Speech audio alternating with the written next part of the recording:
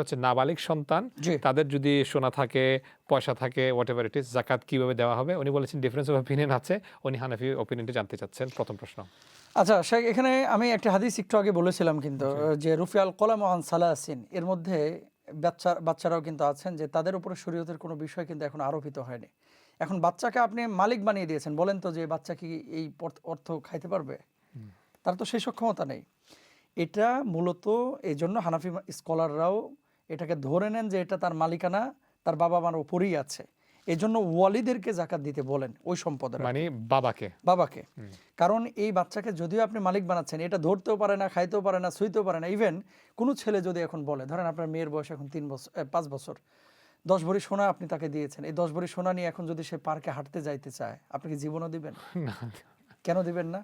আর ওর হিতাহিত জ্ঞান আছে এটা, সোমারে নিয়ে চলে যাবে। কারেক্ট। তো তার মানে কি, আপনার অভিভাবকত্বেই কিন্তু এটা আছে।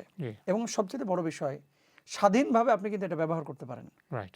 বাচ্চার যে সম্পদটা 500 পাউন্ড দিলেই তো আমাদের মায়েরা অনেক সময় বাচ্চার 500 পাউন্ড ব্যবহার করে ফেলে, যে পরেরটা আমি দিয়ে দেবো, বাবাও করেন। জি।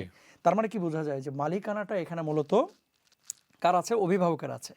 এখন আসলে আল্লাহ সুবহানাহু ওয়া তাআলা কোরআনুল কারীমের যে 9 নম্বর সূরার 103 নম্বর আয়াতের মধ্যে বলছেন যে খুয মিন আমওয়ালিহিম সাদাকাহ, যে তাদের সম্পদ থেকে সাদাকা বা যাকাত গ্রহণ করো। এই আয়াত সম্পদের উপর যাকাত নির্দেশ দেয়, মালিক প্রাপ্তবয়স্ক হোক অথবা অপ্রাপ্তবয়স্ক হোক।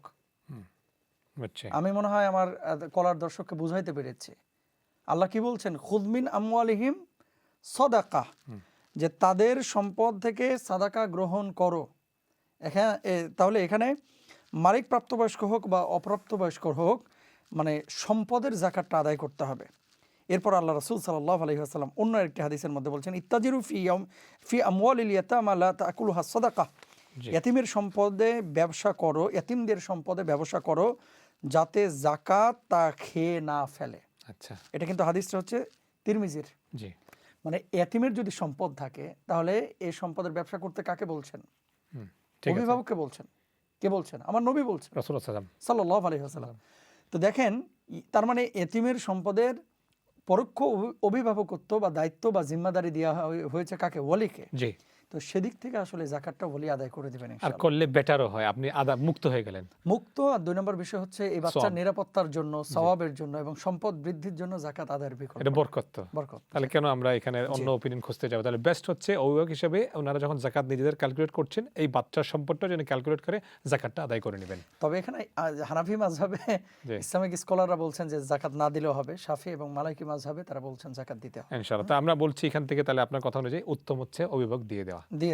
যেহেতু অধিকাংশ ইমামরা এটার পক্ষে রায় দিয়েছেন। ঠিক আছে, ইনশাআল্লাহ। এক্সেলেন্ট, জাযাকাল্লাহু খাইরান।